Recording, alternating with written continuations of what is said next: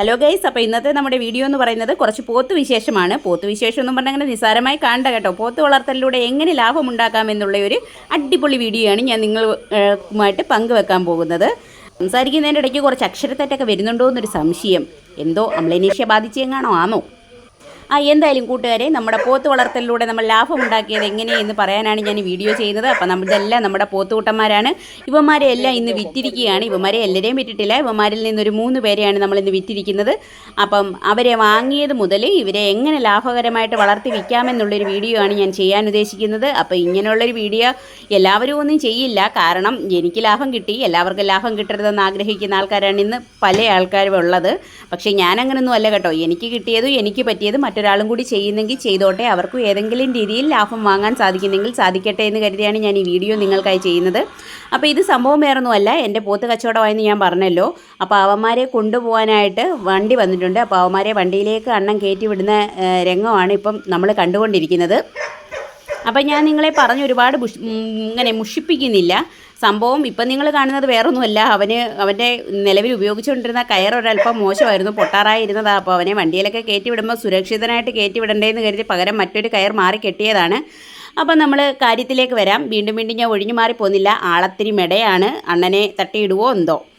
കുഴപ്പമൊന്നുമില്ല, അവൻ്റെ പൊങ്ങിച്ചാട്ടമൊക്കെ കഴിഞ്ഞു. ഞാനും ലേശം ഒന്ന് ഭയന്നു. അപ്പം ആദ്യമേ തന്നെ പറയാം, ഇവരെയൊക്കെ ഇപ്പോൾ വിൽക്കാനുള്ള കാരണം ഇവൻ തന്നെയാണ് കേട്ടോ. കാരണം ഇവൻ്റെ ഈ പൊങ്ങിച്ചാട്ടം നിങ്ങൾ കണ്ടില്ലേ. കാരണം നമ്മൾ വളർത്തുന്നതിൻ്റെ ഇടയ്ക്ക് ഇവർ ഒരിക്കൽ പോലും നമ്മൾ കമ്പൊന്നും എടുത്ത് വെച്ച് അങ്ങനെ അധികം മർദ്ദിക്കാറോ ഉപദ്രവിക്കാറോ ഒന്നുമില്ല. പക്ഷേ ഇവൻ്റെ ഇങ്ങനത്തെയുള്ള കുരുത്തക്കേട്, അതായത് നമ്മുടെ കയ്യിൽ നിൽക്കാതെ വന്നിട്ട് നമുക്ക് നേരെ തന്നെ തിരിഞ്ഞു നിൽക്കുന്നതായ ഒരു സമയം വരും. അത് അവർ മനഃപൂർവ്വമായിട്ട് അങ്ങനെ ഉപദ്രവിക്കാനല്ല എങ്കിൽ പോലും ഇവർ വലുതായി എന്നൊരു തോന്നൽ വന്നിട്ട് നമ്മുടെ നേരെ ചാടുന്ന ഒരു സാഹചര്യം ഉണ്ടാവും. അങ്ങനെ ഉണ്ടായിക്കഴിഞ്ഞാൽ പിന്നെ അധികം നിർത്തില്ല കേട്ടോ.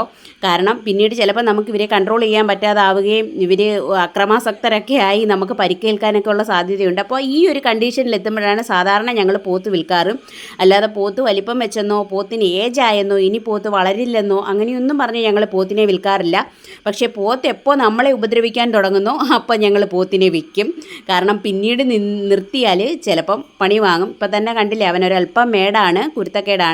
അപ്പോൾ ഇവൻ കാരണമാണ് ബാക്കിയുള്ള 2 പേരെയും കൂടെ നമ്മളിപ്പോൾ കൊടുക്കാനുള്ള ഇതായത്. കാരണം അവനെ ഒറ്റയ്ക്ക് വിൽക്കണ്ട എന്ന് വിചാരിച്ചു. 3 പേരുള്ളതിൽ കുറച്ച് കുഴപ്പക്കാരൻ ഇവനാണ് കേട്ടോ. ഇവൻ തന്നെയാണ് കുറച്ച് വിരളി. ബാക്കി 2 പേരും എന്ത് മാന്യരായിട്ടാണ് അവിടെ പോയി നിന്നതെന്നറിയാമോ, വണ്ടിയിൽ കയറുന്നതിനായിട്ട്. പക്ഷേ ഇവൻ ആളല്പം വെകളിയാണ് കേട്ടോ. ഇവൻ കുറച്ച് എന്താ പറയേണ്ടത്, വയലൻസ് ഉള്ളവനാണ്, വയലൻ്റ് പാർട്ടിയാണ്. അപ്പോൾ അതുകൊണ്ടാണ് ഇപ്പോൾ ഇവരെ 3 പേരെ ഒന്നിച്ച് കൊടുക്കാൻ നമ്മൾ തീരുമാനിച്ചത്. അപ്പം ഞാൻ കാര്യങ്ങളിൽ നിന്നൊന്നും കൂടുതൽ സ്ലിപ്പുന്നില്ല. നിങ്ങളോട് ലാഭകരമായിട്ട് എങ്ങനെ പോത്തിനെ വളർത്താം എന്ന് ഞാൻ പറഞ്ഞു തന്നിട്ട് പോത്തിൻ്റെ ചരിത്രം പറഞ്ഞുകൊണ്ടിരിക്കുന്നല്ലോ ഈ പെണ്ണുപിള്ളയ്ക്ക് എന്താണെന്ന് നിങ്ങൾ ചിലപ്പോൾ ചിന്തിച്ചേക്കാം. അപ്പോൾ സംഭവം മറ്റൊന്നുമല്ല, നമ്മൾ ഒരു പോത്തും കുട്ടിയെ വാങ്ങിക്കുന്നത് തൊട്ടുള്ള കാര്യങ്ങൾ ഞാൻ നിങ്ങൾക്ക് വിശദമായി തന്നെ പറഞ്ഞു തരാം. അപ്പോൾ നമ്മൾ സാധാരണ പോത്തും കുട്ടിയെ വാങ്ങിക്കുക എന്ന് പറഞ്ഞു കഴിഞ്ഞാൽ നമ്മൾ പോത്ത് ചന്ത എന്ന് പറയുന്ന സ്ഥലങ്ങളിൽ നമ്മുടെ നാട്ടിൽ എല്ലായിടങ്ങളിലും കാണും. അല്ലാതെ ഫാമുകളിൽ പോയി നമ്മൾ പോത്തും കുട്ടികളെ വാങ്ങിക്കാറില്ല. പോത്ത് ചന്തകളുണ്ട്. അപ്പം ഞങ്ങൾ സാധാരണ പോത്തുകളെ വാങ്ങിക്കാനായിട്ട് നമ്മുടെ സമീപ പ്രദേശങ്ങളിലുള്ള ചന്തകളിലാണ് പോവാറ്. പോത്ത് ചന്തയുണ്ട്. ആ ചന്തയിൽ പോയിട്ട് നല്ല കുട്ടിയെ നോക്കി നമ്മൾ മതിച്ചു വാങ്ങും.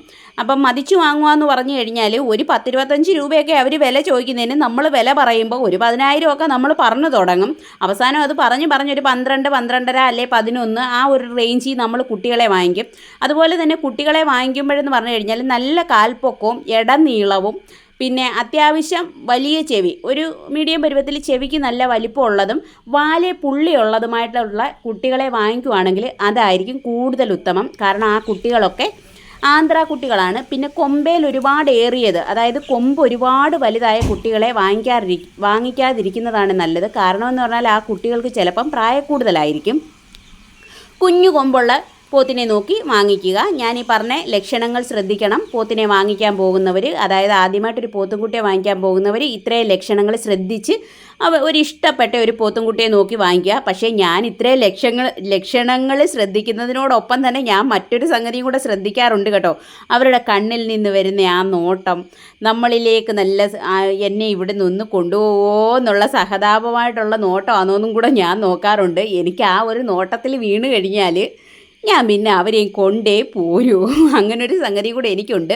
പക്ഷേ നിങ്ങൾ ലക്ഷണങ്ങൾ നോക്കി പോകുന്നവർക്ക് ഞാൻ ഇത്രയും പറഞ്ഞ ഈ ലക്ഷണങ്ങളുള്ള പോത്തുംകുട്ടിയെ വാങ്ങിച്ചാൽ മതി. നല്ല പോത്തുംകുട്ടിയായിരിക്കും അത്. ആ പോത്തുംകുട്ടിയെ ആന്ധ്ര കുട്ടികൾ എന്നാണ് പറയുന്നത്. കച്ചവടക്കാർ നമ്മളെ പല രീതിയിലും പലതും പറഞ്ഞ് കബളിപ്പിക്കാൻ നോക്കും. പക്ഷേ സംഭവമൊന്നുമില്ല. നിങ്ങൾ വളരെയധികം ശ്രദ്ധാപൂർവം ഇങ്ങനെയുള്ള പോത്തുംകുട്ടിയെ തന്നെ വാങ്ങിക്കണം. ഇങ്ങനെ ഒരു പോത്തുംകുട്ടിയെ വാങ്ങിച്ച് നമ്മുടെ വീട്ടിൽ കൊണ്ടുവന്നതിന് ശേഷം എല്ലാവരും പറയും, ആ മൂക്കങ്ങ് കുത്തിയേരെ, പോത്തുംകുട്ടിയെ പിടിക്കാൻ പാടാണ്. പക്ഷേ ഒരു കാരണവശാലും പോത്തുംകുട്ടിയെ മേടിച്ച് നമ്മുടെ വീട്ടിൽ കൊണ്ടുവന്നു കഴിഞ്ഞാൽ അപ്പോഴേ അതിൻ്റെ മൂക്ക് കുത്തരുത്. കാരണം നമ്മൾ നല്ലൊരു മോറ വാങ്ങിച്ച് കുറേ നാളത്തേക്ക്, ഏകദേശം ഒരു 6 മാസം അവനെ നമ്മൾ വീട്ടിൽ കൊണ്ടുവന്നാൽ ഒരു 6 മാസം അല്ലെങ്കിൽ ഏറ്റവും കുറഞ്ഞൊരു 4 മാസമെങ്കിലും നമ്മൾ മൂക്ക് കുത്താതെ തന്നെ നമ്മുടെ ചുറ്റുപാടുകളുമായിട്ട് ഇണങ്ങി നടന്ന് അവനെ തിന്നാൻ അനുവദിക്കുകയും അവന് വേണ്ടുന്നതായിട്ടുള്ള കൃത്യസമയത്തുള്ള വിരഗുളിക നൽകുക, വിരയ്ക്ക് ഇഞ്ചക്ഷൻ എടുപ്പിക്കുക. ഗുളികയെക്കാട്ടിലും ഏറ്റവും നല്ലത് വിരയ്ക്ക് ഇഞ്ചക്ഷൻ എടുപ്പിക്കുന്നതാണ്.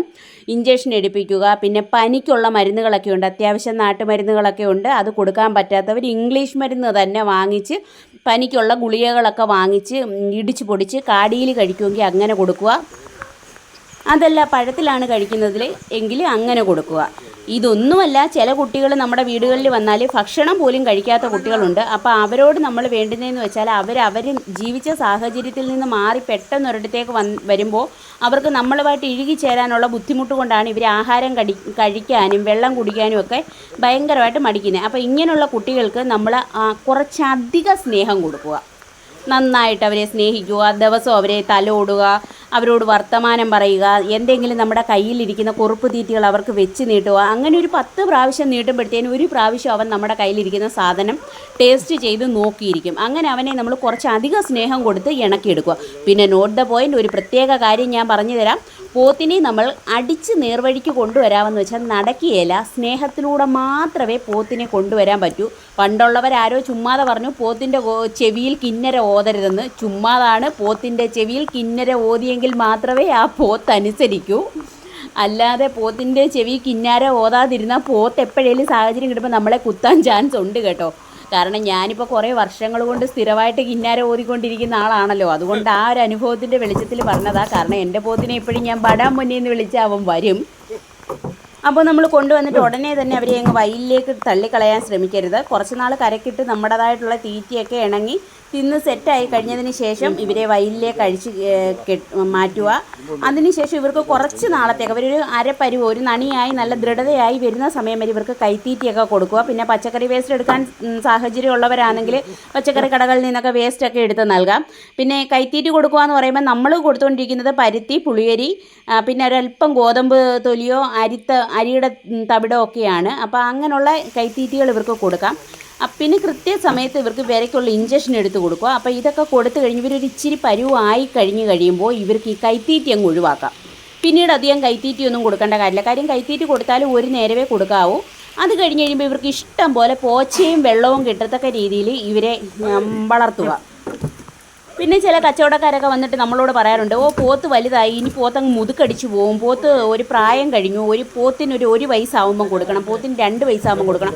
അങ്ങനെയൊന്നും ഇല്ല കേട്ടോ. പോത്തിന് ഒരു 5 വയസ്സ് 6 വയസ്സ് വരെയൊക്കെ പോത്ത് നല്ല വൃത്തിയായിട്ട് വളരും. പോത്തിന് വളർച്ച നിൽക്കുക എന്ന് പറയുന്നൊരു ഘടകമില്ല. പോത്ത് 5 വയസ്സ് വരെ നന്നായിട്ട് വളരും. അപ്പം നിങ്ങൾ നിങ്ങളുടെ പോത്ത് ഒരു വയസ്സായതിനൊക്കെ അവൻ ആവശ്യത്തിനുള്ള ഇറച്ചിയൊന്നും വെച്ച് തടിയൊന്നും വെച്ചിട്ടില്ലെങ്കിൽ നിങ്ങൾ വിഷമിക്കേണ്ട കാര്യമില്ല. ആ പോത്തിനെ നിങ്ങൾ 1 വർഷവും കൂടെ നിർത്തുക. അതൊരിക്കലും നഷ്ടമാവത്തില്ല. ആ നിൽക്കുന്ന പോത്തിൽ തന്നെ നിങ്ങൾക്ക് 10,000 10,000 കൂടെ കൂടുതൽ വാങ്ങിക്കാൻ സാധിക്കത്തേ ഉള്ളൂ. നമ്മളെ ഒരുപാട് പേര് പോത്ത് വളർത്തലിൻ്റെ തുടക്കത്തിൽ ഇതേപോലെ കളിപ്പിക്കാൻ നോക്കി. പക്ഷേ ഞങ്ങളുടെ അടുത്ത് ആ പരിപാടി നടന്നില്ല. ഞങ്ങളങ്ങനെ 1 വർഷം കൊണ്ട് ഒരു പോത്തിനെ മേടിച്ച് 1 വർഷം കൊണ്ട് അങ്ങനെ പോത്തിനെ വിൽക്കാറില്ല. ഞങ്ങൾ ചിലപ്പോൾ ആ പോത്തിനെ 1 2 വർഷം നിർത്തും, ചിലപ്പോൾ 3 വർഷം വരെയും നിർത്തും. അതിന് ശേഷമേ നമ്മൾ വിൽക്കാറുള്ളൂ. അപ്പം നിങ്ങൾ ചോദിക്കും ഇതിന് എന്താ ലാഭമെന്ന്. പക്ഷേ ഒരു കാര്യമുണ്ട്, നമ്മൾ 20,000 രൂപയ്ക്ക് വാങ്ങിച്ച ഒരു പോത്തിനെ നമ്മൾ പിറ്റേ വർഷം 40,000 രൂപയ്ക്ക് വിൽക്കുന്ന സ്ഥാനത്ത് നമ്മൾ 1 വർഷവും കൂടെ നിർത്തിയിട്ട് വീണ്ടും ഒരു 20,000 കിട്ടുവാണെങ്കിൽ നമുക്കവിടെ മുടക്കുമുതലില്ലാതല്ലേ ഇങ്ങോട്ട് പിന്നെ 20,000 കിട്ടുന്നത്. വീണ്ടും നമ്മൾ മുടക്കിയിട്ടല്ലല്ലോ. പിന്നെ തന്നെയല്ല, ഇവർക്ക് പിന്നീട് നമ്മൾ വലിയ രക്ഷകളൊന്നും ചെയ്യേണ്ട കാര്യമില്ല. നമ്മൾ കൊണ്ടുവരുമ്പോൾ കൊടുക്കുന്ന ആ ഒരു രക്ഷയും കാര്യങ്ങളും മാത്രം മതിയാകും. അപ്പോൾ എന്തുകൊണ്ട് നമുക്ക് ഇങ്ങനെയൊക്കെ നോക്കി ചെയ്യുവാണെന്നുണ്ടെങ്കിൽ പോത്ത് വളർത്തൽ ഒരു പരിധി വരെ ലാഭകരമാക്കാൻ സാധിക്കും. ഞങ്ങൾ ഇങ്ങനെയൊക്കെയാണ് ചെയ്യുന്നത്. ഇനി ഇതിൽ കൂടുതലായിട്ട് എന്തെങ്കിലും സംശയങ്ങൾ നിങ്ങൾക്കുണ്ടോ എന്നുണ്ടെങ്കിൽ നമ്മുടെ വീഡിയോയിൽ കമൻറ്റ് ചെയ്താൽ മതി. എല്ലാ സംശയത്തിനും ഞാൻ ഉത്തരം തരുന്നതായിരിക്കും.